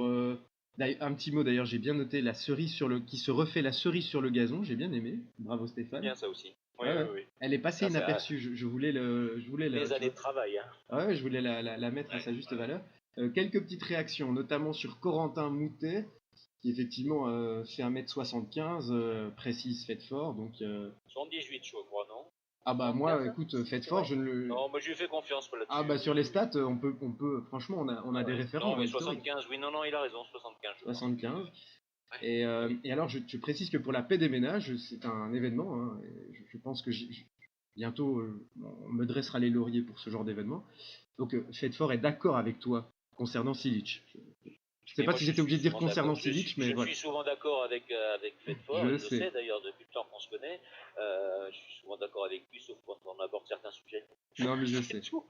je sais, je sais. Il n'y a pas de, il y a pas de C'était problème. évidemment pour le sourire. Et donc moi, mon bilan très, très bref, parce que vous avez été très complet par rapport aux joueurs français. Moi, je mettrais aussi, je suis vraiment d'accord avec ce que tu as dit par rapport à la moyenne. Et je dirais même, au fond, il n'y a pas de grosses surprises, il y a de belles perfs. Et il y a pas, on n'est N'oubliez pas pas non plus. Marino aussi qui a gagné Sertogenbosch la semaine dernière. Oui, Bon, très, voilà, très bon. il y a toujours des 250 qui traînent un petit 500 par là, mais bon, voilà. Alors, il y a pas mal de pays qui sont concentrés et qui sont très contents, mais nous, on est tellement habitués que finalement, on attend autre chose. Non, non, Manarino aussi très très bon. Mais c'est ça, il y a une telle concentration de joueurs, mais de toute façon, tu l'as dit tout à l'heure, je vais pas être redondant, je vais juste parler aussi je vais juste insister, moi, vraiment Corentin Moutet, j'adore son jeu, j'adore ce qu'il dégage. Mais Chris, tu sais que je suis bavard, donc voilà, je me permets de t'interrompre. Quand je parlais de Manu Planck, on peut aussi parler de Manu Planck pour Corentin Moutet, qui a pris. Autant Moutet, franchement, l'année dernière, j'ai trouvé qu'il avait stagné, mais il faut peut-être aussi en passer par là à un moment. C'est des jeunes joueurs où il faut qu'ils encaissent un peu. Moi, j'ai lu une interview de lui il n'y a pas très longtemps, Corentin Moutet, je l'ai trouvé très très intéressante. Le gars, il savait où il devait aller, il savait ce qu'il fallait faire, il se donnait les moyens, il sait le chemin qu'il a à faire. Il sait qu'il aura des défaites et voilà, j'ai trouvé très positif dans son attitude. Je l'ai bien mis à Roland Garros fatalement parce que voilà, il fait un match contre Pella, il perd je crois au 5e contre 0. On a vu quand même assez impressionnant sur ce Roland Garros. Voilà, donc il fait vraiment un bon Roland Garros. C'est un tournoi qui est très difficile pour les Français, contrairement à ce qu'on pourrait penser. C'est très compliqué de jouer à domicile. Il y en a que ça galvanise, il y en a que ça tétanise complètement. On a des Mauresmo qui étaient incapables de gagner ou pas un match là-bas. Il y en a qui sont tétanisés. Il s'est servi du public. Les jeunes se sont servis du public d'ailleurs en règle générale et ça c'est positif. Donc il y a vraiment effectivement une génération très sympa qui peut arriver. Après, voilà, on a vu des Stéphane Huet battre Lendl et rien faire derrière. Donc il faut se calmer un peu sur Roland Garros, c'est un peu spécial. Alors, Fabien va conclure cette partie par rapport aux joueurs français. On va voir s'il était. Cocorico, le bilan des Français. Je donnerais 6 sur 10. Au-dessus de la moyenne, mais pas non plus de quoi fanfaronner tel un Cocorico. Voilà. 6 sur 10, franchement, c'est difficile de se plaindre du bilan des Bleus. C'est la première nation au nombre de titres, 5 titres ATP sur 34 distribués, c'est quasiment 15%, ce n'est pas rien. Ok, c'est pas les plus gros, mais bon, ça, on est habitué. 2 titres pour père. Un pour ton gars, un pour mon fils. Le premier de Manarino la semaine dernière. Le coup d'éclat, ça a été Lucas Pouille. Demi-finale en Grand Chelem à Melbourne. La première d'un Français en Australie depuis le tournoi en 2010. Si on regarde la race, on a 6 Français dans le top 50. Le premier, c'est Ilan Monf. 10e à la race. Pouille, 8e, père 22, Tonga 31, P2H 36 et Simon 44. Mais moi, ce que je voudrais surtout mettre en avant, c'est la petite présence d'un début de relève avec Corentin Montet, 60e à la race. Ça nous l'avait dit tout à l'heure, effectivement, par rapport à la relève. Il faut dire, Chris, qu'on découvre aussi un petit peu en même temps ce qu'il a envoyé. Mais exactement, parce que... pour la redondance qui pourrait exister. Voilà, oui. Mais de toute façon, c'est bien, ça permet de confirmer que c'est effectivement, si on est sur la même... Donc, comme il n'y a pas de débat avec Fabien, puisqu'il n'est pas directement présent, ça permet d'avoir ces éléments-là. Je précise, je précise Stéphane, que c'est Fabien qui m'a dit tu as oublié une petite partie. C'est pour ça que je l'ai ajouté après. Mais effectivement, j'ai passé la nuit, je pense que j'ai plusieurs témoins, parce que je leur ai envoyé des messages, j'ai passé la nuit pour essayer de résolutionner le problème, parce que vous saviez que nous diffusions sur YouTube, et donc j'ai dû changer, donc effectivement on a eu un petit peu moins de temps pour et quelques contretemps, dont celui-ci. Parlons d'Andy Murray et on va... Un mot belge, non? Résolutionner. J'ai dit résolutionner, résoudre bien sûr. Résoudre. Mais je résolutionne bien des choses, tu sais. Mais voilà. C'est pour ça, j'ai l'habitude de résolutionner. Et sinon, on va essayer de résoudre le problème, et l'épineux problème relatif à Andy Murray. Stop ou encore? Fabien nous donne son avis. Qui peut inquiéter le but de Sri à Wimbledon, c'est une bonne question. Ah non, ça c'est pas ça. Ça il nous le dira tout à l'heure. Là c'est le problème. Mais par contre là il nous parle d'Andy Murray, Fabien. Je vous promets. La suite des opérations pour Andy Murray, ça me semble bien compliqué. Mais tout de même, on sent un élan d'optimisme sur le cas de l'Écossais ces derniers jours en lisant ses déclarations après cette opération de la dernière chance il y a 4 mois et demi à la hanche. Il a l'air de dire qu'il ne ressent plus de douleur quand il se déplace sur le court, à confirmer lorsqu'il jouera à haute intensité en simple, ce qui ne sera pas le cas visiblement avant septembre. En tout cas, c'est ce qu'il a confirmé. Ce qui est sympa, c'est qu'on va le voir en double aux côtés de Pierre Hugerbert à Wimbledon. Ça risque d'être un moment important. Moi, je pense vraiment que si cette opération a vraiment réussi à porter ses freins, à éliminer toute douleur, je pense que connaissant le garçon, en tout cas de ce qu'on a vu, de sa soif de titre, de sa rage de vaincre, je pense qu'il peut revenir au plus haut niveau si son physique le laisse tranquille, c'est évident. Stéphane, partages-tu l'optimisme de notre ami? C'est un sujet sur lequel je suis un petit peu embêté parce que Murray c'est quelqu'un que j'ai plutôt bien aimé. J'aime plus sa personnalité d'ailleurs que son jeu en règle générale, mais voilà, je lui souhaite le meilleur et je comprends qu'à son âge, il a 32 ans, donc maintenant c'est presque des gens en culotte courte, très jeune. Enfin bon, à 32 ans, qu'il n'ait pas tout donné et qu'il souhaite revenir. Moi, je suis très dubitatif.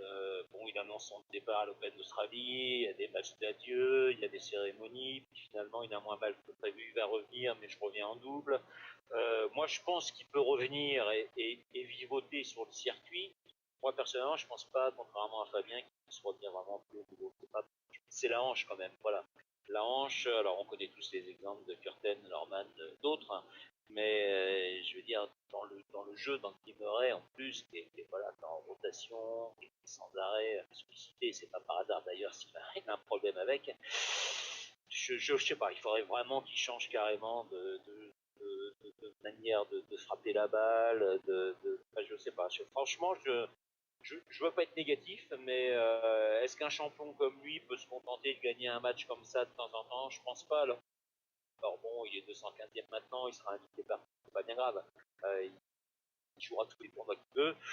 Je pense qu'une fois qu'il en aura pris 1, 2, 3 ou 4 ou 5 sévères, il jettera l'éponge. C'est mon opinion aujourd'hui. Je souhaite pour lui. Je partage globalement ton avis. Je précise qu'il reste à peu près 10 minutes, 10 à 15 minutes, on fera peut-être 5 minutes de rabais d'émission. On va faire forcément une petite perspective par rapport à Wimbledon, mais comme on a parlé des 4 dinosaures et des successeurs de ces monstres sacrés, on a déjà un peu préempté nos discussions. Mais on aura l'occasion bien sûr de voir si le fameux Big Three peut être inquiété, le fameux top 3, les 3 meilleurs joueurs du monde. Alors, qu'en pense Fabien? Il va nous le dire. Qui peut inquiéter le but de Sri à Wimbledon, c'est une bonne question. On a interrogé Andy Murray sur ses favoris, il a donné Nadal, Djokovic, etc. C'est bien mouillé les côtés là. C'est compliqué de voir, j'aurais bien dit Kevin Anderson, finaliste l'an dernier, j'ai l'impression qu'il va perdre beaucoup de points cette année. Il a à peine remis sa blessure et là on l'a vu, il a sauté dès le premier tour. Sur Gilles Simon, si je ne m'abuse cette semaine, pour inquiéter le Big Three, je dirais les jeunes en premier lieu, Tsitsipas. Je le vois bien pouvoir s'exprimer sur gazon. Nick Kyrgios également dans un très bon jour peut couper des têtes. Voilà, je vois qui passe avec Kyrgios en mode coupeur de tête. Peut-être un Wawrinka également qui revient bien en 2019, qui est de plus en plus solide. Lui aussi peut tirer son épingle de jeu même sur gazon avec son jeu puissant. Qui peut inquiéter le top 3, Stéphane?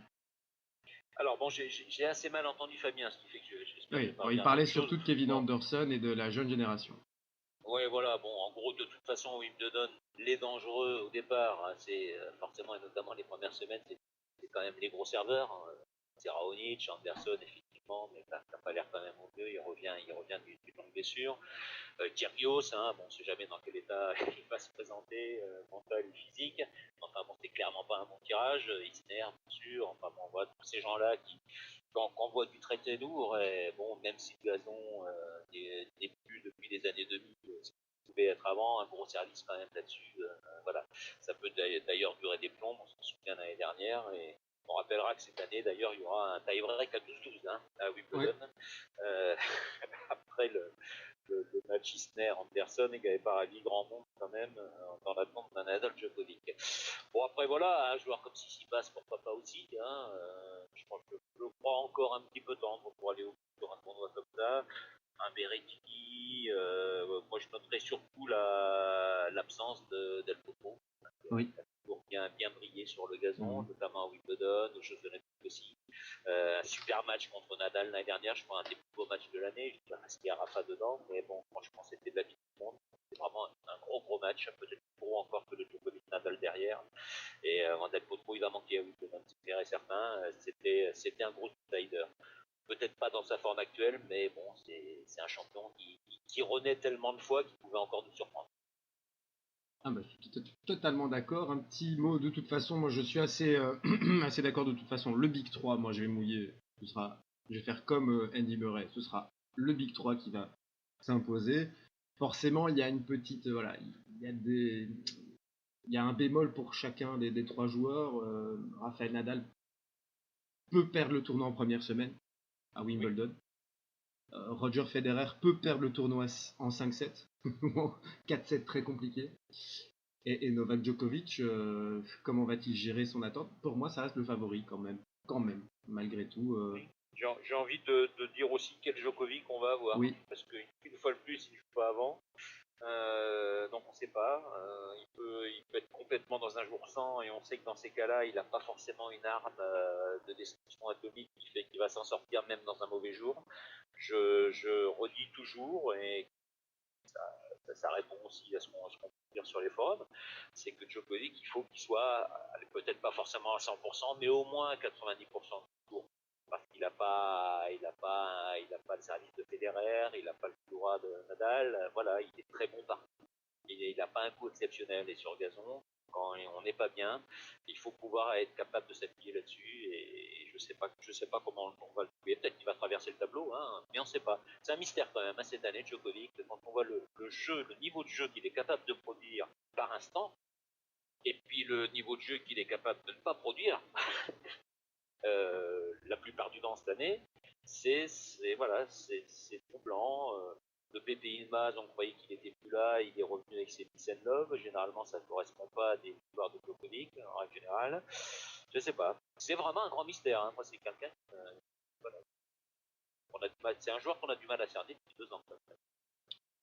C'est certain. Donc ça dépendra d'un tas de paramètres et aussi de sa vie privée. Hein. Je pense que tu l'as évoqué. Oui. Je crois que sa femme, il faudra qu'elle mange un peu aussi de temps en temps. Non, mais bon, on a dit pas les femmes, mais c'est pas pas les quelqu'un qui respire la joie de vivre quand vous la voyez dans un moment. Il y a un moment, il faut quand même bien le dire. Hein.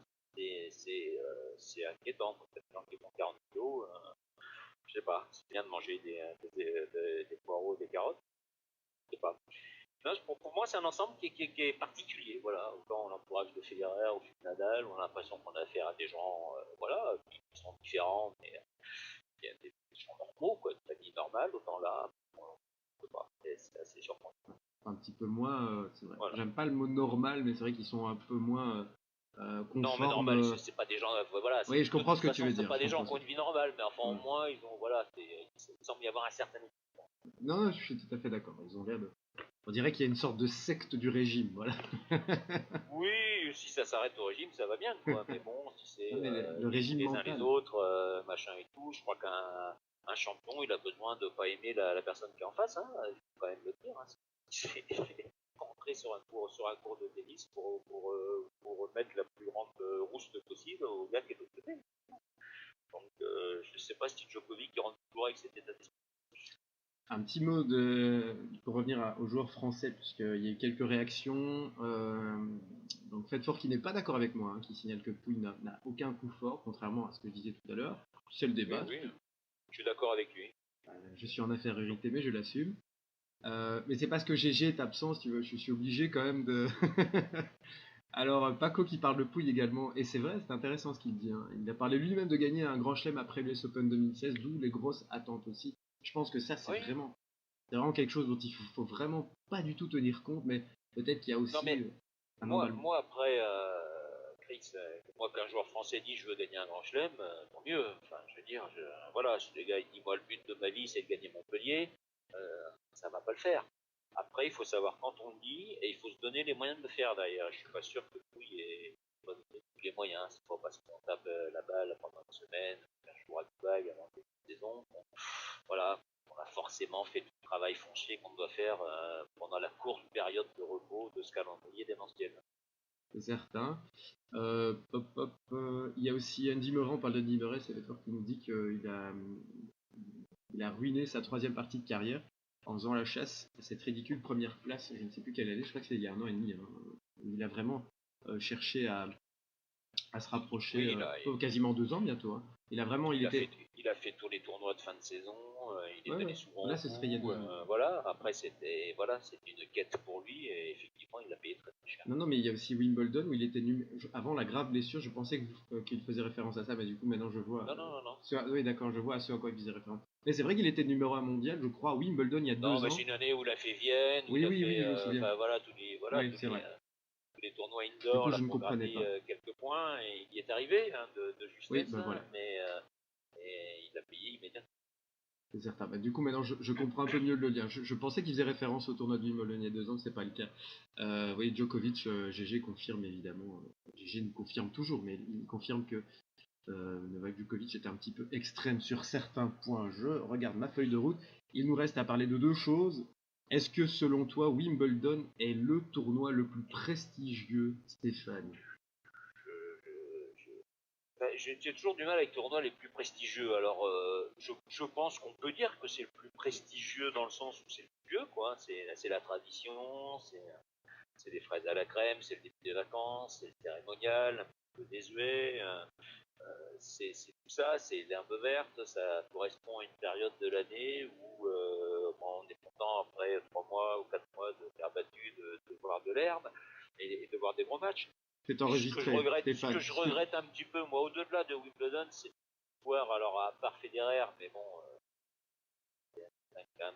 de plus voir tellement Djokovic ou Nadal avant sur d'autres tournois, ce qui fait que pour eux, la saison sur gazon, c'est Wimbledon et point barre.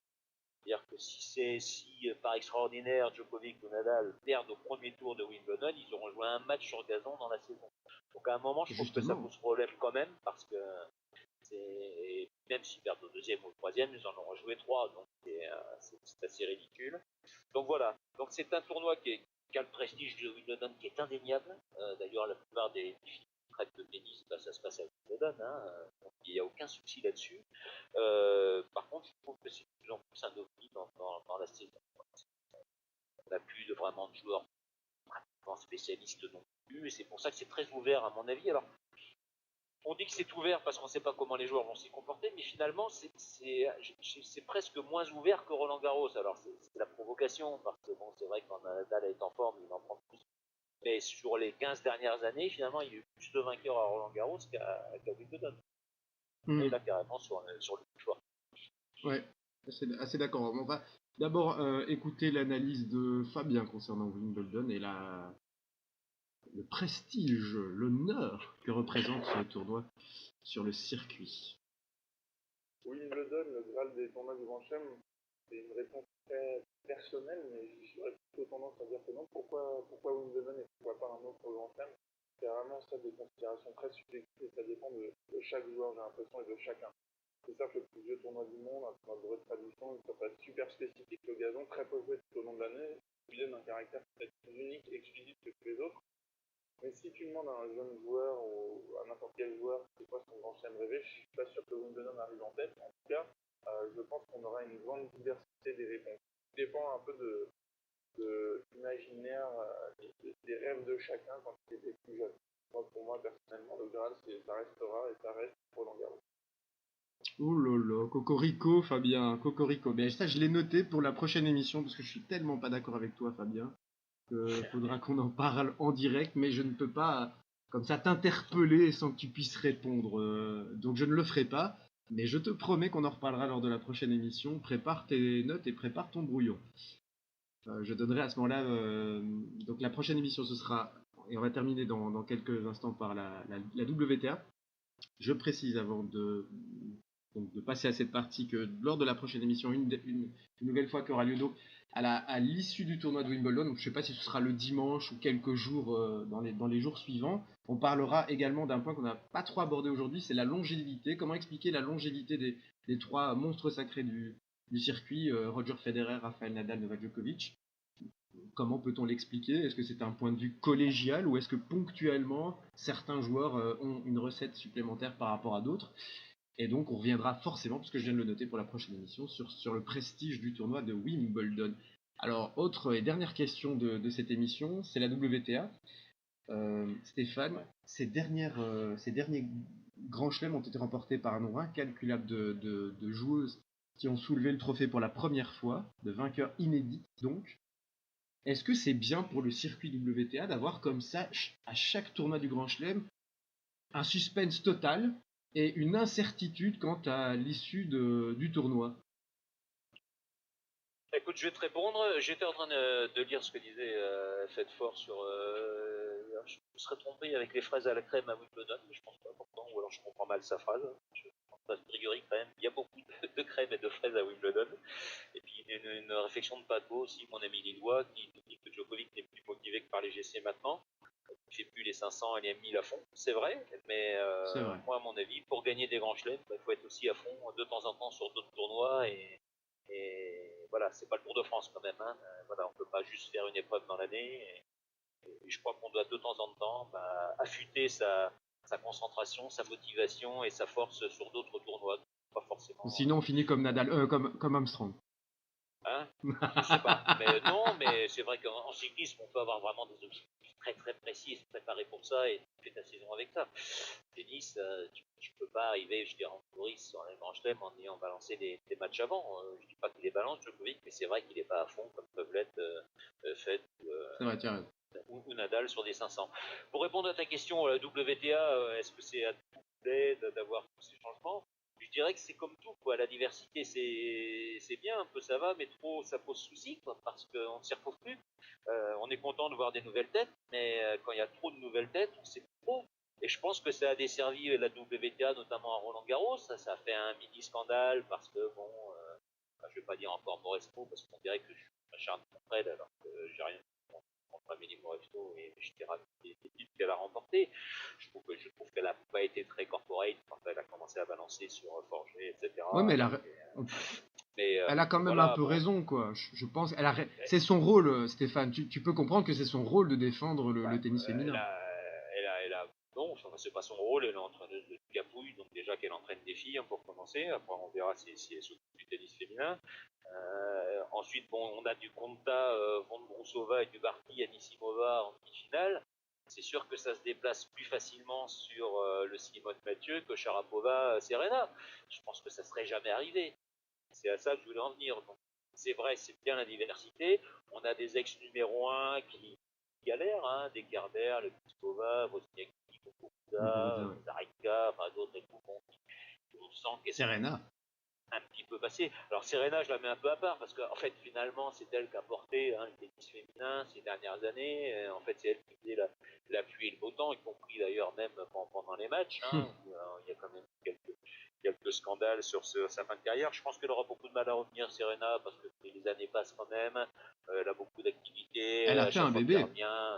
Hein, elle a fait un bébé, bon, c'est pas la seule à avoir fait un bébé non plus. Non, mais c'est difficile de revenir et de gagner des grands chelems après avoir fait un bébé. Peu de joueuses l'ont oui, oui, fait. Peu de oui, je joueuses. sais, je vois bien de qui tu veux parler en plus. Mais je te tendrai pas la perche.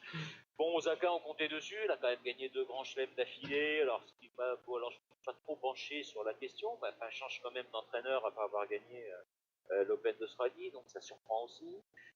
Voilà, moi je sais pas, là je pense qu'en ce moment on est dans une période où ça se cherche à la WTA.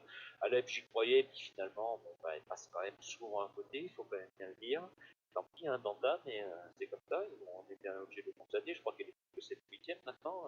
Bah, elle a perdu Elle fait Roland ce qu'elle Garros, peut, donc la ça lui a pauvre. coûté cher. Voilà, alors il y a peut-être des petites américaines qui arrivent maintenant, là, mais on a vu, alors, dans la tête quand même américaine, hein, Anisimova. Il y a Collins aussi qui était arrivé en demi à l'Open d'Australie. Il y a une autre américaine dont le nom m'échappe un peu. Ça me reviendra. Kalin, je crois. Kalin. Sophia, Voilà. ouais, Bon, Sophia Kenin, peut-être ouais. des américaines qui vont nous Ouais, mettre un Sophia petit peu Kenin. d'ambiance, mais pour l'instant, c'est vraiment très très flou. Ouais, ouais, je suis assez d'accord. Et moi, j'ai vu, enfin, comme de nombreuses personnes, j'ai vu la finale de Roland Garros. Mon Dieu, mais quel niveau! Alors, c'est vrai qu'il y a eu quelques finales. Je me souviens d'une finale avec une Italienne, mais je ne sais pas pourquoi. Je pense instantanément à cette finale, enfin, je veux dire à l'instant, et je me souviens plus du coup du nom de la petite Italienne, Sara Errani. Mon Dieu, mais quel niveau! C'était déjà pathétique. Mais j'ai l'impression que cette année, c'était un sketch, quoi. La finale était d'une nullité. T'avais l'impression que c'était la meuf qui mettait la balle une fois de plus sur le court qu'elle allait gagner. Mais enfin, je veux dire, là, c'est le béaba du tennis, mais on en était à cette caricature-là. Dès qu'une des deux Oui, joueuses enfin, prenait on a. l'initiative, c'était faute. C'est-à-dire, dès qu'elle tentait autre chose que mettre plus ou moins long dans l'axe, c'était faute. Franchement, c'est très faible. Je suis pas très impressionné. Après, c'est vrai qu'Ashley Barty est une.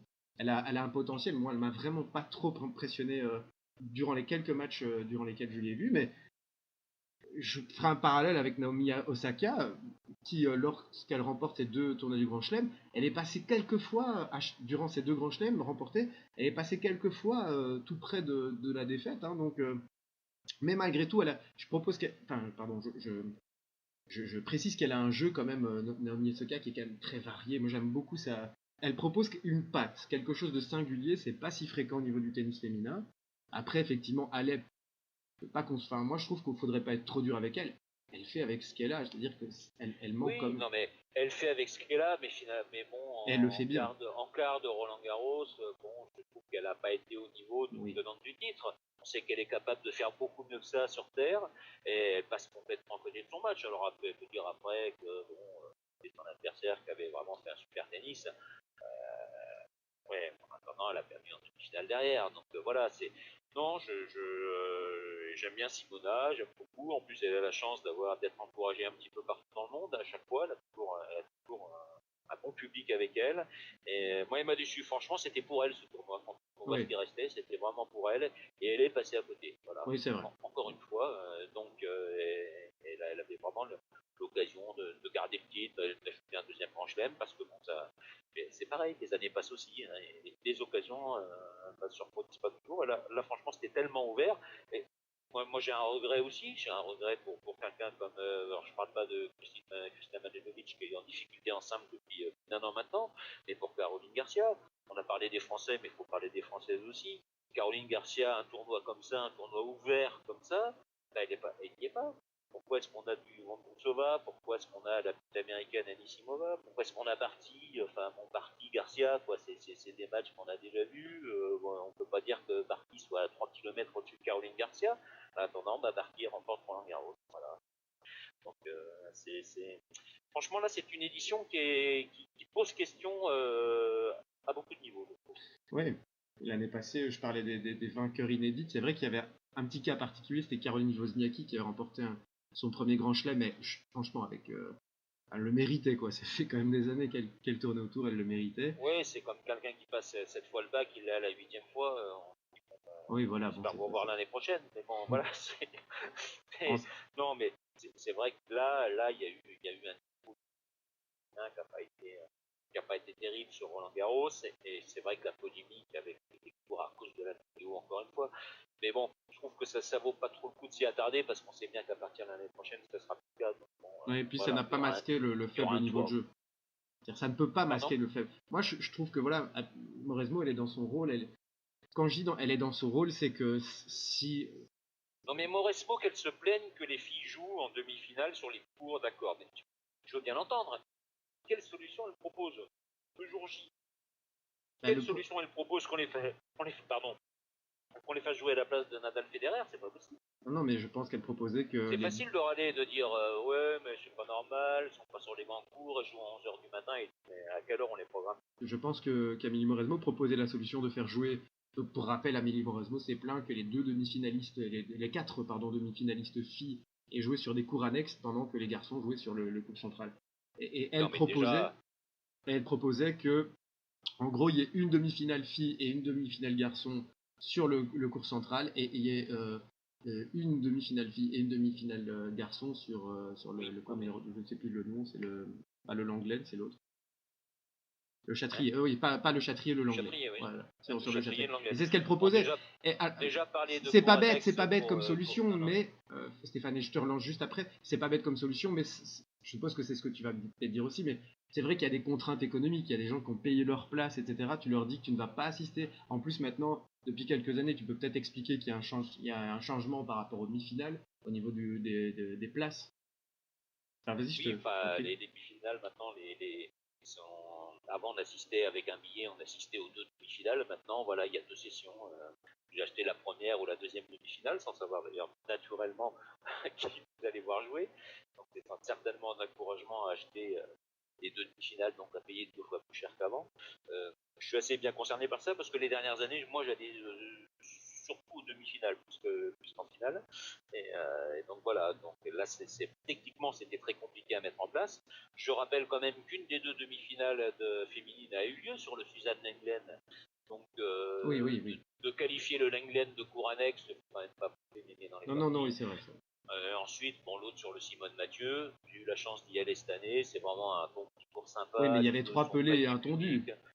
Bah oui, mais il y a 3 pelés et un tondu parce que les matchs étaient prévus à 14-15h et qu'à 11h du matin, vous n'avez pas forcément les gens pour venir voir je crois que celui qui était sur le Mathieu, c'était le Ponta Vondova. Bah voilà, les gens se sont dit, on va peut-être venir qu'à 14h voir Federer Nadal. Hein. Bon, ça, après c'est la vie, comme ça.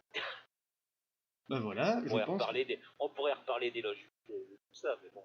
On aura encore l'autre problème aussi. Je le note pour la prochaine émission, les loges vides. On fera non, mais c'est un gros problème. Non, mais j'ai trouvé ça scandaleux. C'est scandaleux. Oui. C'est véritablement scandaleux. Ça donne une très mauvaise image du tournoi et qui, je le rappelle, est complet.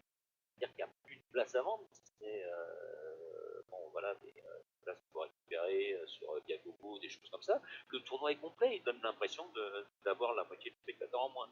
Donc ce n'est pas normal. Le nouveau central, c'est encore pire qu'avant. Il y a encore plus de loges. Elles démarrent d'encore plus bas et elles vont encore plus haut.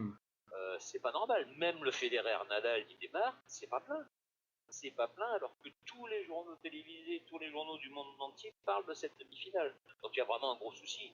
Et vous aurez pas ça à Wimbledon dans 15 jours. Hein. C'est clair, c'est sûr et certain.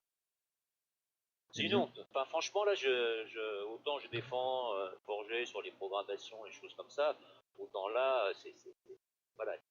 Je pense que l'année prochaine, ils n'en sortiront pas. Il va falloir c'est plus admissible. Et moi, je serai sponsor du tournoi. Je verrai un tour central à mon site. Je penserai à dire attendez les gars, on va peut-être revoir les tarifs. Quoi. Non, il faut plus que ça continue comme ça. Très bien, c'est sur ces mots que va se clôturer cette émission.